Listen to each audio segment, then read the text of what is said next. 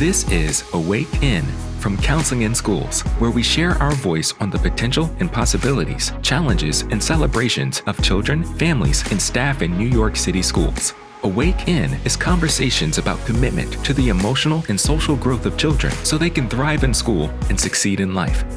Welcome in. Hello, everyone. This is Kat Potts, and welcome to our first episode of AwakIn.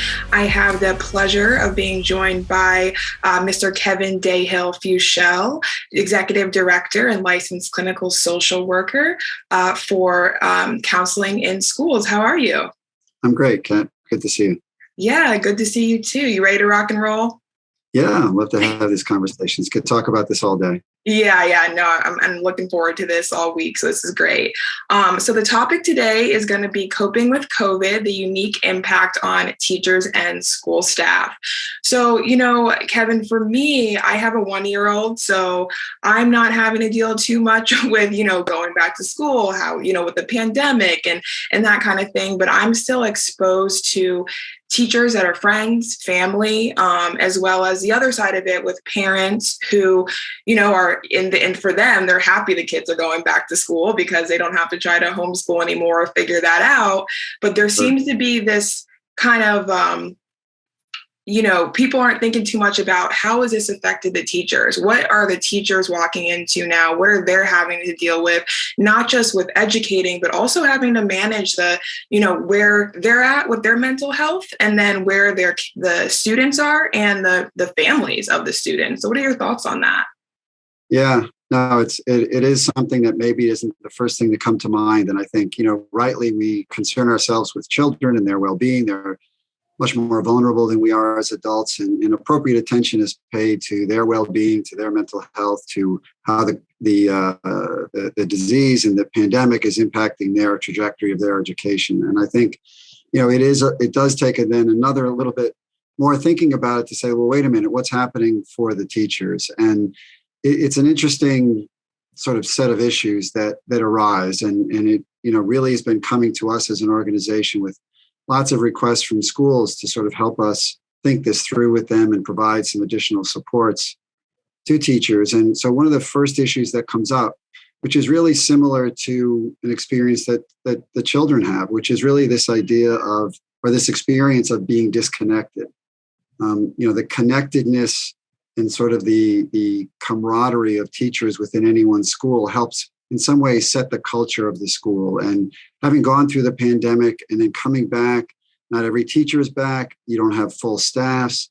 Some people, can be sick, not sick. The role that you're going to play in the school might change depending on who's there on any given day. And, it really has lost some of the cohesion for teachers that I think that, they rely on. And I think about it in my own work, or any of us can think about it in our own work, right? Who are the people that you just sort of look forward to seeing, or you rely on your colleagues for a certain sense of a kind of support. It's not even conscious at the time, right? It's just kind of like, oh, hey, it's great to see you. And you're used to having that. And then you didn't have it all of a sudden with the pandemic, and now you're having it, and it has to kind of be, a lot of pressure, right? Because now you're thrown back into this situation and there's no handbook on how to do it. That's right. And you're coming into this sort of disjointed scenario that starts to kind of come back together. But then you have the issues that are going to come forward from the students, which are going to be also fairly unfamiliar, because you're going to be then seeing students come into a social situation where for about a year and a half, they were disconnected from their peers, which meant they were disconnected from their socialization process. And while, the teacher socialization process is one that they were sort of used to, for the children development, it's all a different thing. So if you were a third grade teacher, you're getting a student in the third grade classroom that the last time they were in the building, they might have been just, leaving a kindergarten class. Wow. They might have just been finishing a first grade. And, the set of sort of structures and things you do with a first grade class are quite different from what you might have expected to do with a third grade class. And so, there's the learning loss issues that are in there. But from my point of view, I think the things that teachers are really struggling with, it's that socialization piece, and then some of the emotional challenges that come along with both the way COVID has affected those families and those children, but then also the way it's affected their understanding of how to socialize. Right. basic sharing, basic negotiating, little things that might be conflicts that you figured out when you were 6 years old, and now you're 8 years old, and it's just a different story, right? Usually there are just some things not there. So this is really falling onto teachers, and they're really looking around for like, hey, like, this isn't what I really. This is not what I thought. Yeah, this is not, I don't know if this is what I signed up for. Yeah, no, I hear that. And it's also, like you said, the emotional side. You have this pressure of, I need to get this student to the next level academically, but how is that student really going to be able to get there when they're kind of going through emotional turmoil in a lot of ways? And some of those kids may not even want to be back in school. And now you have this teacher back to 5 days a week having to mitigate that, but again, still academically push them forward. That's right. And so that's a complex set of issues. And would it be enough? That would be plenty. But now you're going to overlay on their own health concerns around COVID, and the protocols that safety protocols that schools have implemented really rely on every individual in that school following a relatively strict set of protocols. If you've ever spent time in a school building, getting 200 or so people to do all of the same thing at the same time in the same way, is really not that realistic. And so, they're wanting to work through that and be supportive and follow the protocols themselves, but their children may or may not be able to all the time. Keeping masks on, distancing, taking tests, and now with these things of giving out home tests and getting notifications and who's quarantining and who's not, like that comes into a whole other way then of what the teacher in their little world of the classroom has to be aware of and manage. And that's another set of issues that are really not the ones that you are working with, let's say in 2019. Right. It's a whole different ball game. And then also, again, back to kind of those expectations. Now, what has the teacher's experience been? I mean, not everybody had experience trying to teach a curriculum online, right? So they got thrown into that, and now they're back in school, and they may be dealing with their own trauma, right? So then they have to show up, but they can't show any of that to their students, right? So, they can't show what they're going through because they are there to do a job. So it's like, now, what do we do with that? How do we support the teachers in that way? Because that's a lot of pressure for anyone. And to kind of have this position like, oh, well, this is a teacher's job, that's a lot. I mean, this is a very, nuanced situation in this pandemic. Yeah, that's, I think you really understood that well, Kat, and explained it really well in terms of what that challenge is. And that right there, and it really captures, I think, one of the main sort of points that Counseling in Schools wants to make, that I want to make in education and thinking about where we go forward with education from this experience. And that is that, social skill development and emotional well-being is a part of every school, every day, whether you make it intentional or conscious or not. And what you just described for teachers, means that everybody has to have their emotional well-being considered. Everybody has to have their socialization skills considered. And so for a teacher, as you say, you want to have you need to be, sort of the one in the room who's able to be taken care of. Like, you're the less vulnerable on paper than the child. So you're going to be hesitant to show that vulnerability. But that's something about learning how to do that. As a clinical social worker and our team of, over 100 clinical social workers and creative arts therapists in schools, we know part of our training is you learn how to use that vulnerability as a strength. And you have to be able to work through it. You need additional support systems in place to then be able to use that to form relationships based on empathy, and be able to sort of be vulnerable enough to show that you understand, and then have some tools in your bag to sort of move somebody through the emotional challenges or the crises, just like you need that for yourself. And so as an organization, Counseling in Schools, we're doing that with teachers. We're setting up these experiences for teachers because they need that kind of support. And that's something that just has been absent prior to the pandemic. Teachers teach then everybody says, well, isn't there a guidance counselor? Isn't there a school social worker? Isn't there a school psychologist? They take care of those things, right? Right. We teachers, I know my subject matter, close my door, I got that, I'm good. Well, all of that was happening all the time anyway. Yeah. Right? And now it's just unavoidable. And in a way, that's the opportunity that I see. Because it's unavoidable, it was there all along, but now we need to make it intentional, make it conscious. And I think what can happen going forward is that teachers can actually have different and sort of stronger in some ways bonds of relationships with their students. And those bonds are productive for learning. Yeah, right? totally. Not to create a new friendship group, but to create relationships that allow learning to happen. And I don't know about you, Kat, but I know for me, those teachers that I really liked when I was younger, ones I remember I learned the most from. That's so true. I feel like they got me, right? I feel like you're like, you understand me. So I feel comfortable that level of vulnerability, like you said, when you're struggling with something, but you feel comfortable, you feel like I can trust this person, right? I can go to this person, and it just makes the learning experience like more cohesive and more unified, which is great for like sustainable education where everyone's feeling good and not feeling burnt out. Because the goal isn't just to get teachers and students through the year. We're not trying to develop robots. We're trying to develop people that are balanced emotionally, also with the idea that academics is important. That's right. Absolutely. And I think, learning, one of the things that is upon us, I think, as providers of these types of services is really understanding how we can measure that impact, how we can measure what happens as a result of that kind of emotional well-being. They sometimes referred to as the softer skills or, that type of idea, which, kind of makes it a little bit sound lesser than. But if we can figure out, a little bit better ways, there certainly are plenty of anecdotes, plenty of stories.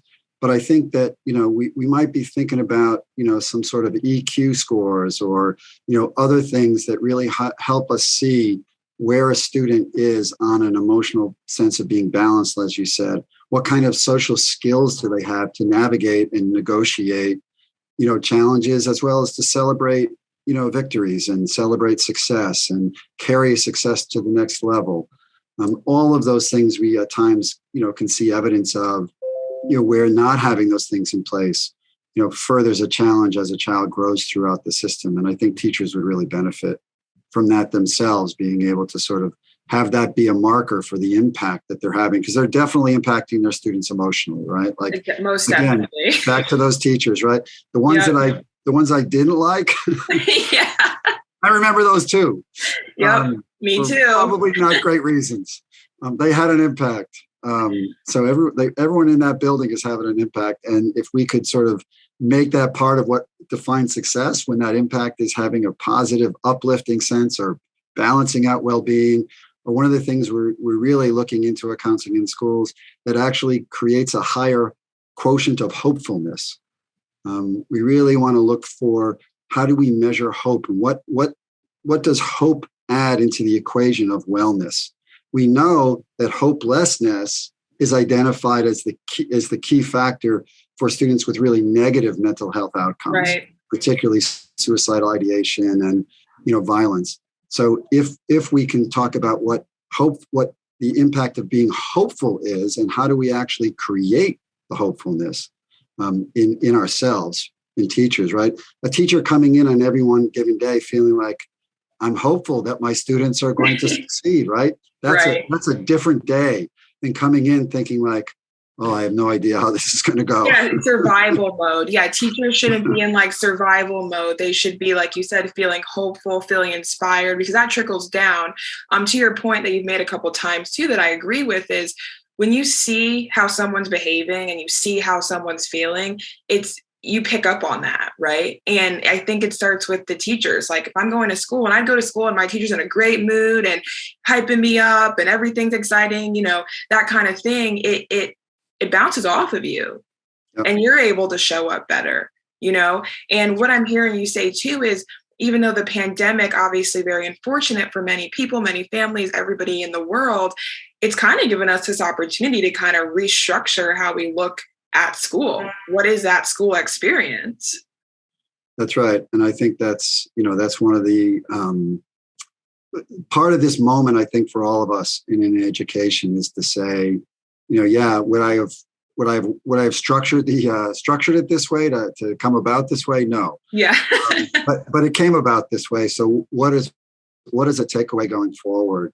That does have value and does have benefit. And I think this is a big one. And, there's a lot of sort of, I would say, us in this sort of arena that Counseling in Schools works in, that really has been saying for a while, like, we need to focus on this. We need to focus on this. And it was hard for the school system to see it as integral. It was hard for teachers to see it as integral. It always sort of was a specialized, thing that a few people take care of, but the overall institution isn't responsible for.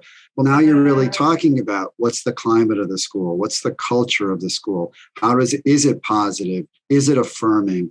Is it, culturally responsive? And all those layers now sort of fit into this idea of emotional wellness, right? Because feeling understood and feeling like you're represented and feeling like you have, a voice in the building is also then becomes part of it. And those are things that were certainly being talked about pre-pandemic, but also, again, it was always kind of like, well, how do we do that? How do we act? A lot of intention, but how do we do it?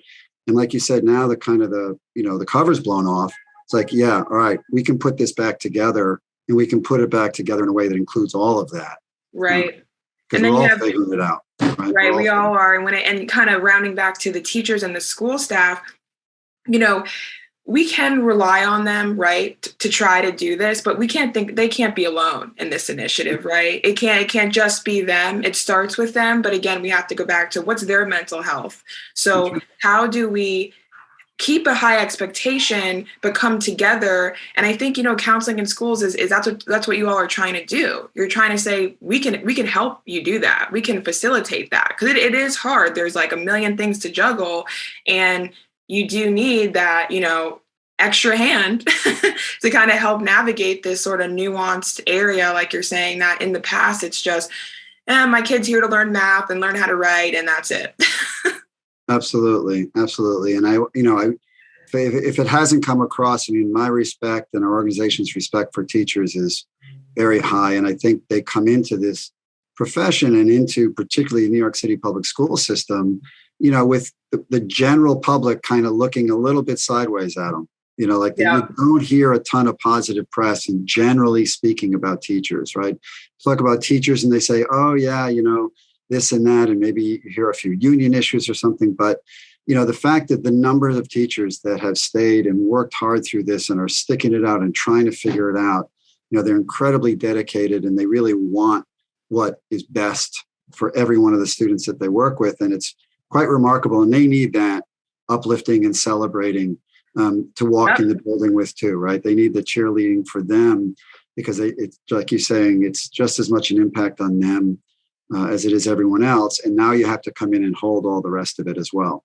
Right. And it's so funny too, because I have some friends, like I said, that are teachers, and, they don't feel as supported. And it's kind of like, oh, well, you have the weekend, do you have the different time off throughout the year to figure it out? But you better make sure my kid knows how to do, this multiplication problem. And as I was preparing for our talk, Kevin, I saw this quote that I'd love to get a reaction from you. And it was, from a teacher, we can't have unrealistic expectations for educators and then gaslight them by saying they need to practice self-care. And I just read that and I was like, wow, that is like so powerful, because that's a lot what it is. We're like, show up, do your job now, you need to take care of them, but also make sure you do something for you. It's hard.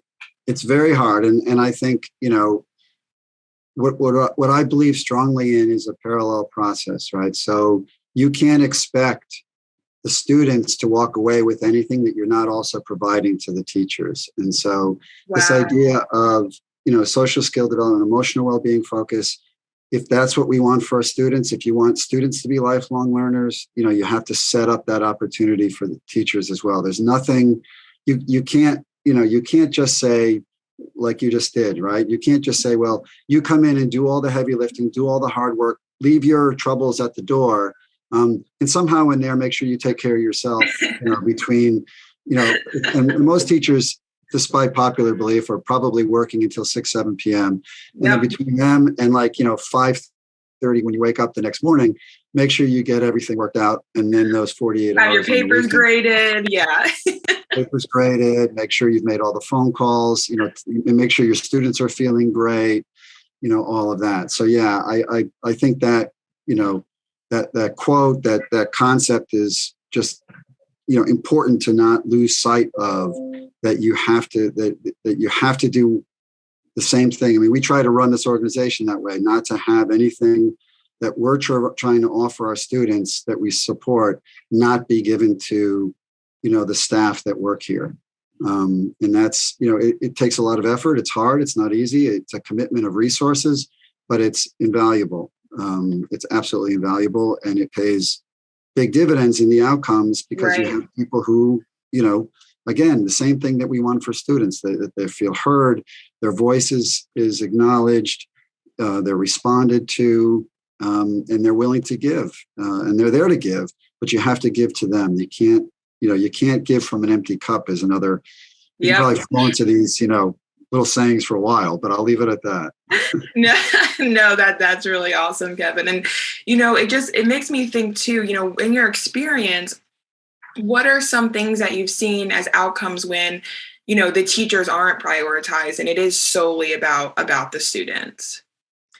Yeah, I mean, look, you see a lot of, you mentioned it before, right? Burnout takes a lot of different forms. And you see people shut down. I mean, you see this in almost any profession, right? When someone is there just to kind of check a box, just to kind of get through their day, that's the kind of thing that happens when you're really hurting, or you're traumatized, or you're in pain. You have very little that you can do outside of the bare minimum in that survival mode, and that's what that can look like. Sometimes people lose track. You can see in school sometimes, where adults are responding to children in ways that, you just don't quite understand. Like, that's a child, you would want to give a little bit more grace, understanding to a little bit more grace for their, way they understood or expressed, or what behavior they were undergoing, as opposed to, being able to be a little bit more understanding and connecting on a sort of the level of their age group. And you see that go off. And when you see that in a school, that there's not a lot of support there for those teachers. It's, I don't think anyone has gone into that. When you see that, if you were to ask them when they started in the profession, is this the kind of response that they were looking forward to having with students? I think they would all say no. What I envisioned my career as a teacher to be. And if you don't get the support, what ends up happening a lot of times is that teachers end up blaming the students, right? Or blaming whatever. And really, I think the place to look is who's supporting, where's the stuff on the other side? Right. Where's that structural system that you have in place within institutionalized to support you? Right. Where's that stemming from? Truly. Because it's way too easy to say, oh, it's the student, or oh, it's just the teacher, or it's just this. There has to be sort of this unified front, and that's such a big message that I'm hearing from you, Kevin. Is it's everybody. Everybody has to come together. Everybody plays a role in this, and the impact is so strong. The impact will show you. When you see students showing up in a better mood, you see teachers being able to do their jobs better. And for the social skills are there, the academic outcomes are there. It all comes together. But I do think sometimes we get kind of lost in this space of, it has to be one thing. One thing will fix everything.